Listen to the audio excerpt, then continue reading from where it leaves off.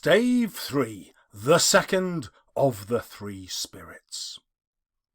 Awaking in the middle of a prodigiously tough snore, Scrooge had no occasion to be told that the bell was again upon the stroke of 1. He felt that he was restored to consciousness in the right nick of time, with the second messenger dispatched to him through Jacob Marley's intervention. He turned uncomfortably cold when he began to wonder which of his curtains this new spectre would draw back. He put them aside and established a sharp lookout all around the bed. He wished to challenge the spirit on the moment of its appearance, and did not wish to be taken by surprise. I don't mind calling on you to believe that he was ready for a good broad field of strange appearances, and that nothing between a baby and a rhinoceros would have astonished him very much. Now, being prepared for almost anything, he was not by any means prepared for nothing. And consequently, when the bell struck 1 and no shape appeared, he was taken with a violent fit of trembling. 5 minutes, 10 minutes, a quarter of an hour went by, yet nothing came. All this time he lay upon his bed. He was powerless to make out what it meant. At last, however, he got up softly and shuffled in his slippers to the door. The moment Scrooge's hand was on the lock, a strange voice called him by his name and bade him enter. He obeyed. It was his own room. There was no doubt about that, but it had undergone a surprising transformation. The walls and ceiling were so hung with living green that it looked a perfect grove, from every part of which bright gleaming berries glistened. The crisp leaves of holly, mistletoe and ivy reflected back the light, as if so many little mirrors had been scattered there, and a mighty blaze went roaring up the chimney. Heaped on the floor to form a kind of throne were turkeys, geese, game, poultry, great joints of meat, sucking pigs, long wreaths of sausages, mince pies, plum puddings, barrels of oysters, red-hot chestnuts, cherry-cheeked apples, juicy oranges, luscious pears, immense 12th cakes, and seething bowls of punch that made the chamber dim with their delicious steam. In easy state upon this couch there sat a jolly giant, glorious to see, who bore a glowing torch, in shape not unlike Plenty's horn, and held it up, high up, to shed its light on Scrooge as he came peeping round the door. "Come in," said the ghost, "come in and know me better, man." Scrooge entered timidly and hung his head before this spirit. He was not the dogged Scrooge he had been, and though the spirit's eyes were clear and kind, he did not like to meet them. "I am the ghost of Christmas present," said the spirit. "Look upon me." Scrooge reverently did so. It was clothed in one simple green robe, bordered with white fur. This garment was hung so loosely on the figure that its capacious breast was bare. Its feet were also bare, and on its head it wore no other covering than a holly wreath, set here and there with shining icicles. Its dark brown curls were long and free as its genial face, its sparkling eye, its open hand, its cheery voice, and its joyful air. Girded round its middle was an antique scabbard, but no sword was in it, and the ancient sheath was eaten up with rust. "You have never seen the like of me before," exclaimed the spirit. "Never." The ghost of Christmas present rose. "Spirit," said Scrooge submissively, "conduct me where you will. Last night I learnt a lesson which is working now. Tonight, if you have aught to teach me, let me profit by it. Touch my robe." Scrooge did as he was told and held it fast. Holly, mistletoe, red berries, ivy, turkeys, geese, game, poultry, meat, pigs, sausages, oysters, pies, puddings, fruit, and punch all vanished instantly. So did the room. They stood in the city streets on Christmas morning, where the weather was severe. The people made a rough but brisk and not unpleasant kind of music in scraping the snow from the pavement in front of their dwellings and from the tops of their houses. It was mad delight to the boys to see it come plumping down, splitting into artificial little snowstorms. The sky was gloomy, and the shortest streets were choked up with a dingy mist, half thawed, half frozen, whose heavier particles descended in a shower of sooty atoms, as if all the chimneys in Great Britain had, by one consent, caught fire, and were blazing away to their dear hearts' content. There was nothing very cheerful in the climate or the town, and yet there was an air of cheerfulness abroad. For the people who were shovelling away on the housetops were jovial and full of glee, calling out to one another and now and then exchanging a snowball, laughing heartily if it went right and not less heartily if it went wrong. The poulterers' shops were still half open and the fruiterers were radiant. There were great round pot-bellied baskets of chestnuts, shaped like the waistcoats of jolly old gentlemen, lolling at the doors and tumbling out into the street in their apoplectic opulence. There were ruddy, brown-faced, broad-girthed Spanish onions, shining in the fatness of their growth like Spanish friars, and winking from their shelves in wanton slyness at the girls as they went by, and glanced demurely at the hung-up mistletoe. There were pears and apples clustered high in blooming pyramids. There were bunches of grapes made to dangle from hooks. People's mouths might water as they passed. The grocers, oh, the grocers! The blended scents of tea and coffee were so grateful to the nose, the raisins were so plentiful and rare, the almonds so extremely white, the sticks of cinnamon so long and straight, the other spices so delicious, the candied fruit so caked and spotted with molten sugar as to make the coldest lookers-on feel faint and subsequently bilious. The figs were moist and pulpy, the French plums blushed in their highly decorated boxes. Everything was good to eat. The customers were all so hurried and so eager in the hopeful promise of the day that they tumbled up against each other at the door, crashing their wicker baskets wildly, and left their purchases upon the counter, and came running back to fetch them, and committed hundreds of the like mistakes in the best humour possible. But soon the steeples called good people all to church and chapel, and away they came, flocking through the streets in their best clothes and with their gayest faces. And at the same time there emerged from scores of by-streets, lanes and turnings, innumerable people carrying their dinners to the bakers' shops. The sight of these poor revellers appeared to interest the spirit very much, for he stood with Scrooge beside him in a baker's doorway, and taking off the covers as their bearers passed, sprinkled incense on their dinners from his torch. And it was a very uncommon kind of torch, for once or twice when there were angry words between some dinner carriers who had jostled each other, he shed a few drops of water on them from it, and their good humour was restored directly. For they said it was a shame to quarrel upon Christmas Day, and so it was, God love it, so it was. In time the bells ceased and the bakers were shut up. "Is there a peculiar flavour in what you sprinkle from your torch?" asked Scrooge. "There is, my own." "Would it apply to any kind of dinner on this day?" asked Scrooge. "To any kindly given, to a poor one most." "Why to a poor one most?" asked Scrooge. "Because it needs it most." They went on, invisible as they had been before, into the suburbs of the town. It was a remarkable quality of the ghost that, notwithstanding his gigantic size, he could accommodate himself to any place with ease, and that he stood beneath a low roof quite as gracefully and like a supernatural creature as it was possible he could have done in any lofty hall. Perhaps it was his own kind, generous, hearty nature, and his sympathy with all poor men, that led him straight to Scrooge's clerks. He took Scrooge with him, and on the threshold of the door the spirit smiled, and stopped to bless Bob Cratchit's dwelling with the sprinkling of his torch. Think of that!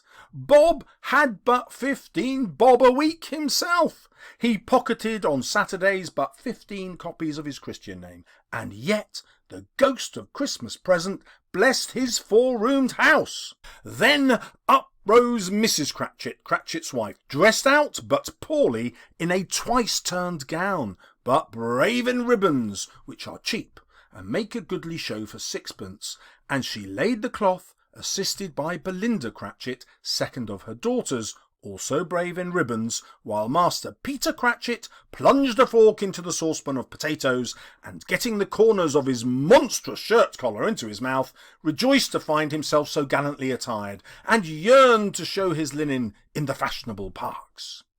And now 2 smaller Cratchits, boy and girl, came tearing in, screaming that outside the baker's they had smelt the goose, and known it for their own, and basking in luxurious thoughts of sage and onion, these young Cratchits danced about the table.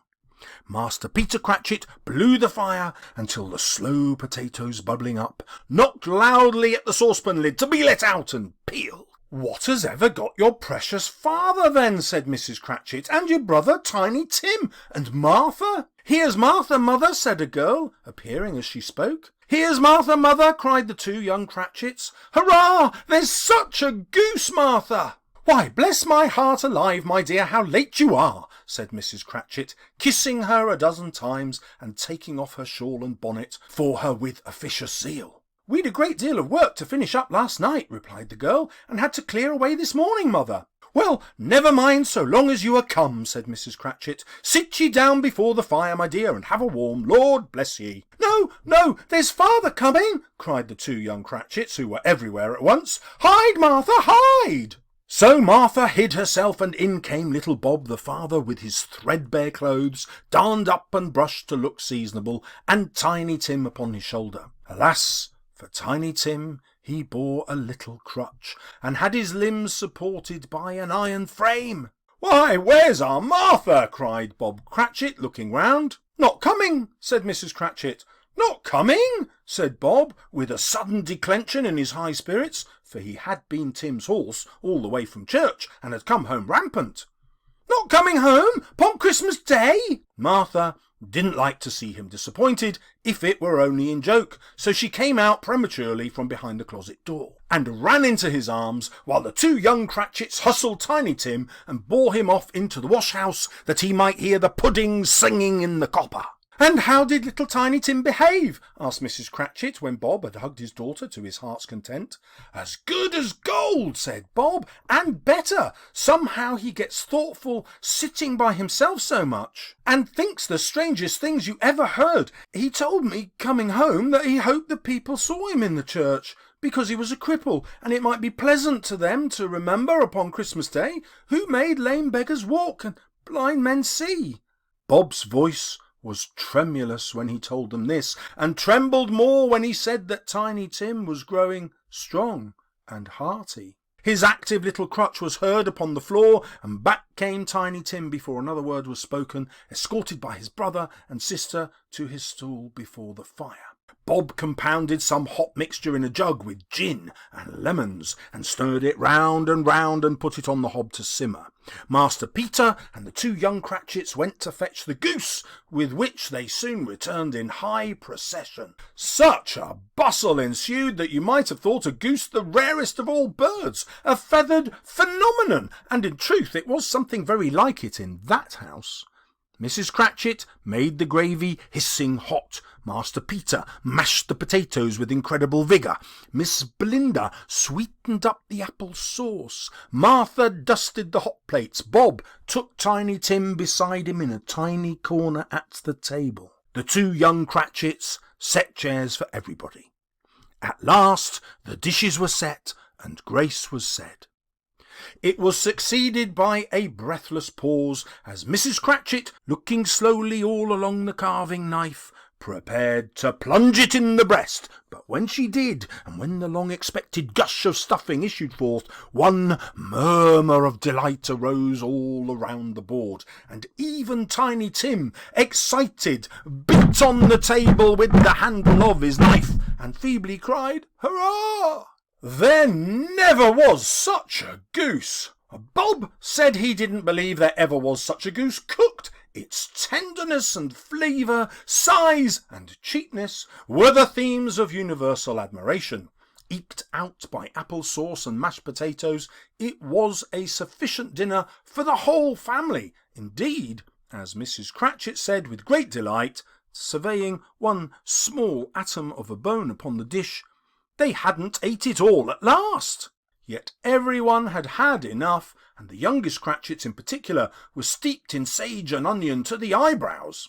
But now, the plates being changed by Miss Belinda, Mrs. Cratchit left the room to take the pudding up and bring it in. Hullo! A great deal of steam! The pudding was out of the copper, a smell like a washing day. That was the cloth, a smell like an eating house and a pastry cook's next door to each other. That was the pudding. Mrs. Cratchit entered, flushed but smiling proudly, with the pudding like a speckled cannonball, blazing in a half a quartern of ignited brandy, with Christmas holly stuck onto the top. Oh, a wonderful pudding! Bob Cratchit said he regarded it as the greatest success achieved by Mrs. Cratchit since their marriage. Everybody had something to say about it, but nobody said or thought it was at all a small pudding for a large family. It would have been flat heresy to do so. Any Cratchit would have blushed to hint at such a thing. At last the dinner was all done, the cloth was cleared, the hearth swept and the fire made up. Apples and oranges were put upon the table, and a shovelful of chestnuts on the fire.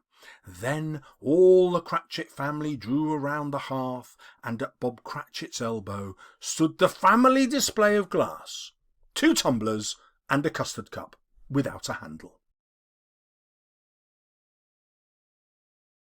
Blitz would have done, and Bob served it out with beaming looks, while the chestnuts on the fire sputtered and cracked noisily. Then Bob proposed, "A Merry Christmas to us all, my dears! God bless us!" which all the family re-echoed. "God bless us, everyone," said Tiny Tim, the last of all. He sat very close to his father's side upon his little stool. Bob held his withered little hand in his, as if he loved the child and wished to keep him by his side, and dreaded that he might be taken from him. "Spirit," said Scrooge, with an interest he had never felt before, "tell me if Tiny Tim will live?" "I see a vacant seat," replied the ghost, "in the poor chimney corner, and a crutch without an owner carefully preserved. If these shadows remain unaltered by the future, the child will die." "No, no," said Scrooge. "Oh, no, kind spirit, say he will be spared." "If these shadows remain unaltered by the future, none other of my race," returned the ghost, "will find him here." "What then? If he be like to die, he had better do it, and decrease the surplus population." Scrooge hung his head to hear his own words quoted by the spirit, and was overcome with penitence and grief. "Man," said the ghost, "if man you be in heart, forbear that wicked cant until you have discovered what the surplus is and where it is. Will you decide what men shall live, what men shall die? It may be that in the sight of heaven you are more worthless and less fit to live than millions like this poor man's child. Oh God!" Scrooge bent before the ghost's rebuke, and trembling cast his eyes upon the ground, but he raised them speedily on hearing his own name. "Mr. Scrooge," said Bob, "I'll give you Mr. Scrooge, the founder of the feast." "The founder of the feast, indeed!" cried Mrs. Cratchit, reddening. "I wish I had him here. I'd give him a piece of my mind to feast upon, and I'd have a good appetite for it." "My dear," said Bob, "the children, Christmas Day." "It should be Christmas Day, I am sure," said she, "on which one drinks the health of such an odious, stingy, hard, unfeeling man as Mr. Scrooge. You know he is, Robert. Nobody knows it better than you do, poor fellow." "My dear," was Bob's mild answer, "Christmas Day."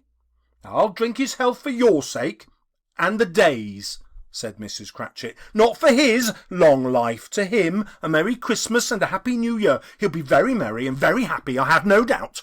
The children drank the toast after her. It was the first of their proceedings which had no heartiness. Tiny Tim drank it last of all, but he didn't care twopence for it. Scrooge was the ogre of the family. The mention of his name cast a dark shadow on the party. which was not dispelled for full 5 minutes. After it had passed away, they were 10 times merrier than before, from the mere relief of Scrooge the baleful being done with. Bob Cratchit told them how he had a situation for Master Peter, which would bring in, if obtained, full 5 and 6pence weekly.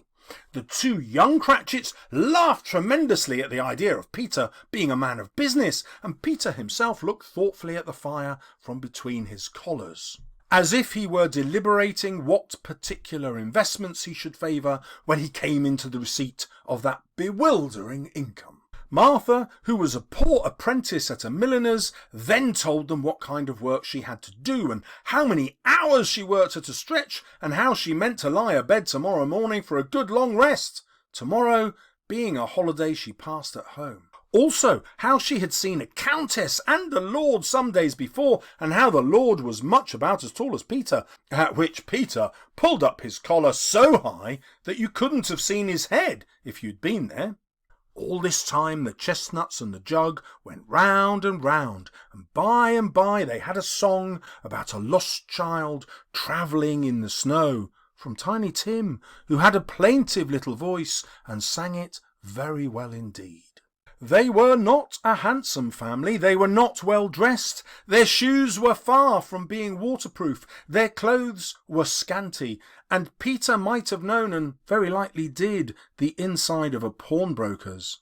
But they were happy, grateful, pleased with one another, and contented with the time, and when they faded, and looked happier yet in the bright sprinkling of the spirit's torch at parting, Scrooge had his eye upon them, and especially on Tiny Tim, until the last. By this time it was getting dark and snowing pretty heavily, and as Scrooge and the spirit went along the streets, the brightness of the roaring fires in kitchens, parlours, and all sorts of rooms was wonderful. Here the flickering of the blaze showed preparations for a cosy dinner, with hot plates baking before the fire, and deep red curtains ready to be drawn to shut out cold and darkness. There all the children of the house were running out into the snow to meet their married sisters, brothers, cousins, uncles, aunts, and be the first to greet them. Here again were shadows on the window blind of guests assembling, and there a group of handsome girls, all hooded and fur-booted, and all chattering at once, tripped lightly off to some near neighbour's house, where woe upon the single man who saw them enter, artful witches, well they knew it, in a glow. How the ghost exulted, how it bared its breadth of breast, opened its capacious palm, and floated on, outpouring with a generous hand its bright and harmless mirth on everything within its reach. The very lamplighter who ran on before, dotting the dusky streets with specks of light, and who was dressed to spend the evening somewhere, laughed out loudly as the spirit passed, though little kenned the lamplighter that he had any company but Christmas. And now, without a word of warning from the ghost, they stood upon a bleak and desert moor, where monstrous masses of rude stone were cast about as though it were the burial place of giants, and water spread itself, or would have done but for the frost that held it prisoner, and nothing grew but moss and furze and coarse rank grass. Down in the west the setting sun had left a streak of fiery red, which glared upon the desolation for an instant like a sullen eye, and frowning lower, lower, lower yet, was lost in the thick gloom of darkest night. "What place is this?" asked Scrooge. "A place where miners live who labour in the bowels of the earth," returned the spirit. "But they know me. See!" A light shone from the window of a hut. Passing through the wall of mud and stone, they found a cheerful company assembled round a glowing fire. An old man and woman with their children and their children's children, and another generation beyond that, all decked out gaily in their holiday attire. The old man, in a voice that seldom rose above the howling of the wind upon the barren waste, was singing them a Christmas song. It had been a very old song when he was a boy, and from time to time they all joined in the chorus. The spirit bade Scrooge hold his robe, and passing on above the moor, sped whither? Not to see, to see! To Scrooge's horror, looking back, he saw the last of the land, a frightful range of rocks behind them, and his ears were deafened by the thundering of water as it rolled and roared and raged among dreadful caverns and fiercely tried to undermine the earth. Built upon a dismal reef of sunken rocks on which the waters chafed and dashed, there stood a solitary lighthouse. Great heaps of seaweed clung to its base, and storm birds rose and fell about it like the waves they skimmed. But even here, two men who watched the light had made a fire that through the peephole in the thick stone walls shed out a ray of brightness on the awful sea. Joining their horny hands over the rough table at which they sat, they wished each other Merry Christmas in their can of grog. One of them, the elder, with his face all damaged and scarred with hard weather, as the figurehead of an old ship might be, struck up a sturdy song that was like a gale in itself. Again the ghosts sped on above the black and heaving sea, on, until by far away from any shore they lighted on a ship. They stood beside the helmsman at the wheel, the lookout in the bow, the officers who had the watch, dark, ghostly figures, but every man hummed a Christmas tune, or had a Christmas thought, or spoke below his breath to his companion of some bygone Christmas day. And every man on board, waking or sleeping, good or bad, had had a kinder word for another on that day than on any day in the year, and had remembered those he cared for at a distance, and had known that they delighted to remember him. It was a great surprise to Scrooge, while listening to the moaning of the wind, to hear a hearty laugh. It was a much greater surprise to Scrooge to recognise it as his own nephew's, and to find himself in a bright, dry, gleaming room with the spirit standing smiling by his side. "Ha, ha, ha!" laughed Scrooge's nephew. "Ha, ha! If you should happen, by any unlikely chance, to know a man more blessed in a laugh than Scrooge's nephew, all I can say is, I should like to know him too. Introduce him to me. There is nothing in the world so irresistibly contagious as laughter and good humour." When Scrooge's nephew laughed in this way, holding his sides, rolling his head, and twisting his face into the most extravagant contortions, Scrooge's niece, by marriage, laughed as heartily as he, and their assembled friends roared out lustily, "Ha! Ha! Ha! Ha! He said that Christmas was a humbug, as I live!" cried Scrooge's nephew. "He believed it too." "More shame for him, Fred," said Scrooge's niece indignantly. She was very pretty, exceedingly pretty, with a dimpled, surprised-looking face, a ripe little mouth that seemed made to be kissed, as no doubt it was, all kinds of good little dots about her chin that melted into one another when she laughed, and the sunniest pair of eyes you ever saw in any little creature's head. Altogether, she was what you would have called provoking, you know, but satisfactory too. Oh, perfectly satisfactory. "He's a comical old fellow," said Scrooge's nephew. "That's the truth, and not so pleasant as he might be. However, his offences carry their own punishment, and I have nothing to say against him." "I'm sure he's very rich, Fred," hinted Scrooge's niece. "At least, you always tell me so." "What of that, my dear?" said Scrooge's nephew. "His wealth is of no use to him. He don't do any good with it. He don't make himself comfortable with it. He hasn't the satisfaction of thinking, that he's ever going to benefit us with it." "I have no patience with him," observed Scrooge's niece.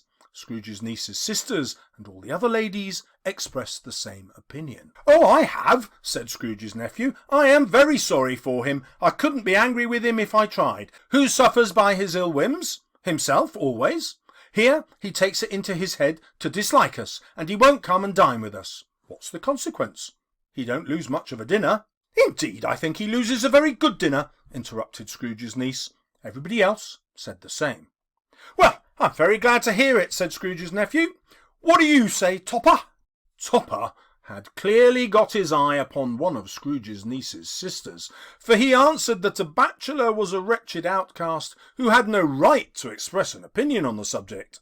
Whereat Scrooge's niece's sister, the plump one with the lace tucker, not the one with the roses, blushed. "Do go on, Fred," said Scrooge's niece, clapping her hands. "He never finishes what he begins to say. He's such a ridiculous fellow." "I was only going to say," said Scrooge's nephew, "that the consequence of his taking a dislike to us and not making merry with us is that he loses some pleasant moments, which could do him no harm. I mean to give him the same chance every year whether he likes it or not, for I pity him. If it only puts him in the vein to leave his poor clerk £50, that's something, and I think I shook him yesterday." It was their turn to laugh now at the notion of his shaking Scrooge, but being thoroughly good-natured, he encouraged them in their merriment, and passed the bottle joyously. After tea they had some music. They were a musical family, and knew what they were about when they sung, I can assure you, especially Topper, who could growl away in the bass and never swell the large veins in his forehead, or get red in the face over it. Scrooge's niece played well upon the harp, and played a simple little air, which had been familiar to the child who fetched Scrooge from the boarding school, as he had been reminded by the ghost of Christmas past. When this strain of music sounded, all the things that ghost had shown him came upon his mind. He softened more and more, and thought that if he could have listened to it often, years ago, he might have cultivated his own happiness. But they didn't devote the whole evening to music. After a while they played at forfeits, for it is good to be children sometimes, and never better than at Christmas. There was first a game at blind man's buff, of course there was, and I no more believe Topper was really blind than I believe he had eyes in his boots. My opinion is that it was a done thing between him and Scrooge's nephew, and that the ghost of Christmas present knew it. The way he went after that plump sister in the lace tucker was an outrage on the credulity of human nature. Knocking down the fire irons, tumbling over the chairs, bumping against the piano, smothering himself among the curtains. Wherever she went, there went he. He always knew where the plump sister was. He wouldn't catch anybody else. If you had fallen up against him, as some of them did, on purpose, he would have made a feint of endeavouring to seize you, and would instantly have sidled off in the direction of the plump sister. She often cried out that it wasn't fair, and it really was not. But when at last he caught her, when, in spite of all her silken rustlings and her rapid flutterings past him, he got her into a corner whence there was no escape, then his conduct was the most execrable. For his pretending not to know her, his pretending that it was necessary to touch her headdress, and further to assure himself of her identity by pressing a certain ring upon her finger and a certain chain about her neck, was vile, monstrous. No doubt she told him her opinion of it, when, another blind man being in office, they were so very confidential together behind the curtains. Scrooge's niece was not one of the blind man's buff party, but was made comfortable with a large chair and a footstool in a snug corner, where the ghost and Scrooge were close behind her. But she joined in the forfeits. Likewise at the game of how, when, and where, she was very great, and to the secret joy of Scrooge's nephew, beat her sisters hollow.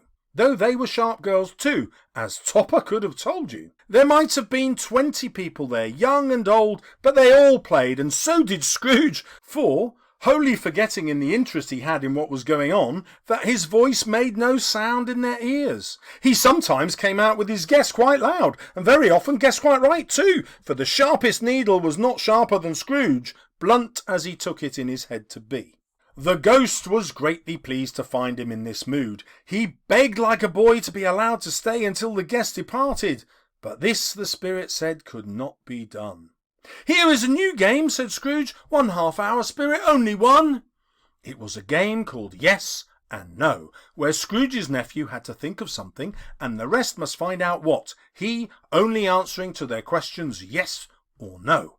The brisk fire of questioning to which he was exposed elicited from him that he was thinking of an animal, A live animal, rather a disagreeable animal, a savage animal, an animal that growled and grunted sometimes, and talked sometimes, and lived in London, and walked about the streets, and wasn't made a show of, and wasn't led by anybody, didn't live in a menagerie, and was never killed in a market, and was not a horse, or an ass, or a cow, or a bull, or a tiger, or a dog, or a pig, or a cat, or a bear.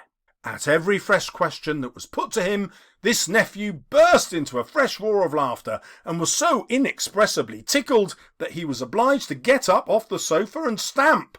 At last, the plump sister, falling into a similar state, cried out, "I found it out! I know what it is, Fred! I know what it is!"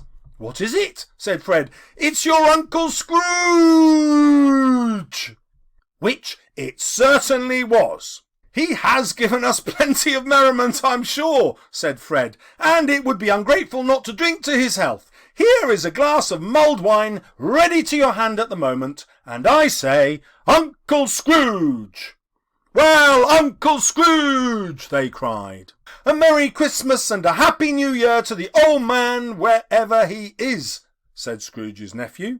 Uncle Scrooge had imperceptibly become so gay and light of heart that he would have pledged the unconscious company in return, and thanked them in an inaudible speech, if the ghost had given him time, but the whole scene passed off in the breath of the last words spoken by his nephew, and he and the spirit were again upon their travels.